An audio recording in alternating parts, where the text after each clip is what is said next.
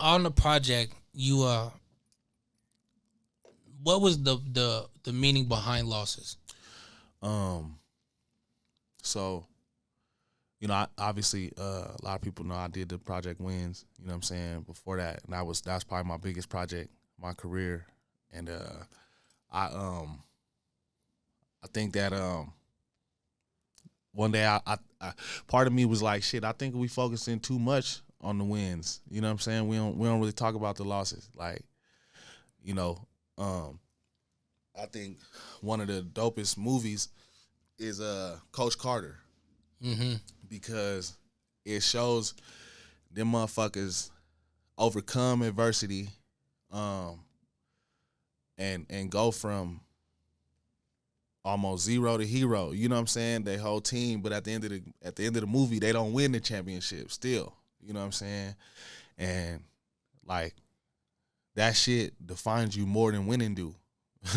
You know what I'm saying? Like you never really learn, you never really grow unless you lose, unless you fall down. You know what I'm saying? And right. I basically wanted to talk about that. Like, you know what I'm saying? We high on wins.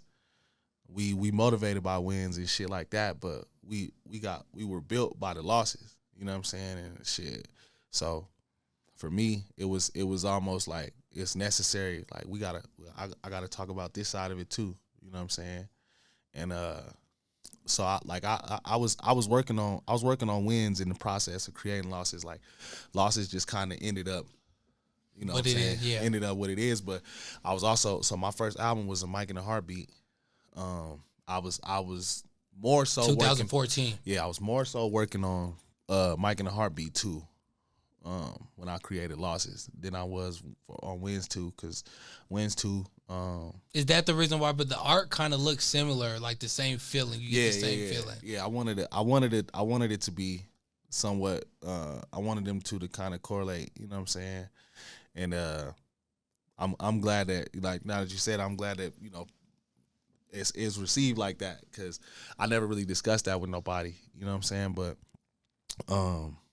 yeah, as far as that project go, you know, it ended up being one of my favorite projects.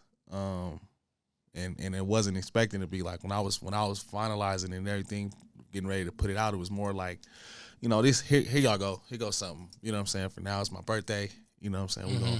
We're gonna put this out, but it ended up being one of my favorite ones. What are AP studio essentials? What do you have to have in the studio? I need some weed and some water. Right. Shit. To be honest, I'm not big on people coming and kicking it at the studio. I don't even want nobody there with me. You know what I'm saying? Another thing, like when my sister passed away, I had started recording myself. You know what I'm saying? Just being in the room alone and shit, not really wanting to deal with nobody. Like I started recording myself, and I learned that that's my favorite way to create music. So, and that's your signature now, because we can hear the door in some of your music. Okay, you hear that shit. Some of those songs that I talked about, you know, are already out. Sometimes you hear it at the end of the song and stuff like that. Hold on. What's that?